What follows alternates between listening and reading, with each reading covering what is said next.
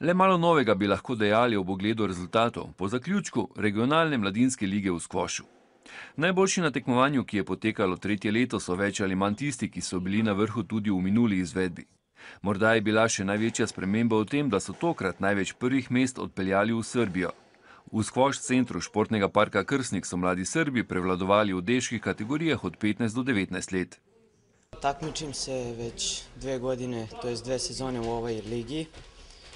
Mislim da je moj napredak od prve sezone mnogo veliki i baš sam zadovoljan svojim učincima u ovoj sezoni. Osvojio sam prvo mesto ispod 15 i prvo mesto ispod 17 godina.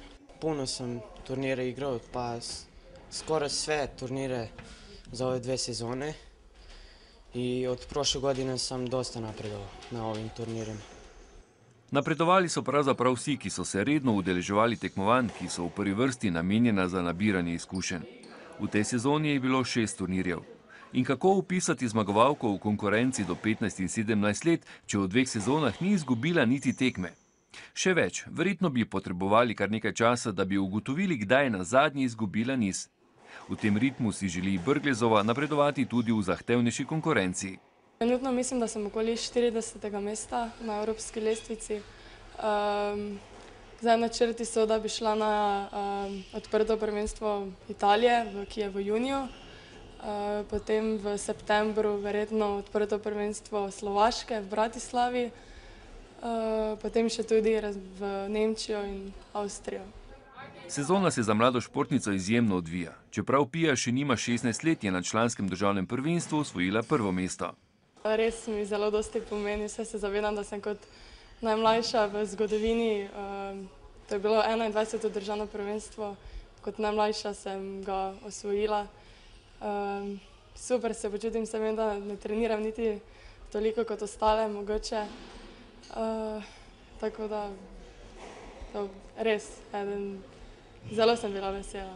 Če dodamo k povedanemu, da aktualna državna prvakinja vsaj toliko, če ne še več časa, kot ga nameni skvošu, preživi v družbi teniškega loparja, potem so rezultati, ki jih dosega, vredni dodatnega občudovanja. In tudi v tenisu ji gre dobro, saj je prejšnji mesec osvojila svoj prvi odprti turnir Teniške zveze Slovenije. Zaenkrat še imam oba športa v glavi, no, tako da zaenkrat še ne razmišljam, da bi se odločila za enega. Zaenkrat še sta mi oba zelo pri srcu. Med tistimi, ki je že lani tekmoval v regionalni ligi, je še en član mariborskega skvoš kluba.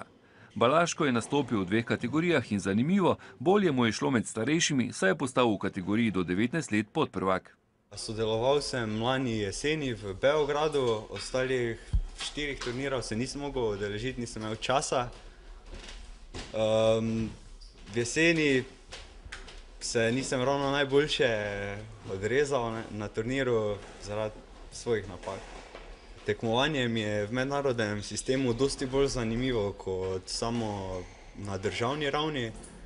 Predvsem zaradi tega, ker lahko igram z drugimi igralci tu, če na državni ravni igram cel čas z istimi igralci. Zdaj pa se še lahko pomerim z igralci iz tujine. Lani so bili v regionalni ligi najboljši Hrvati. Tokrat niso bili tako uspešni, saj so le enkrat zmagali.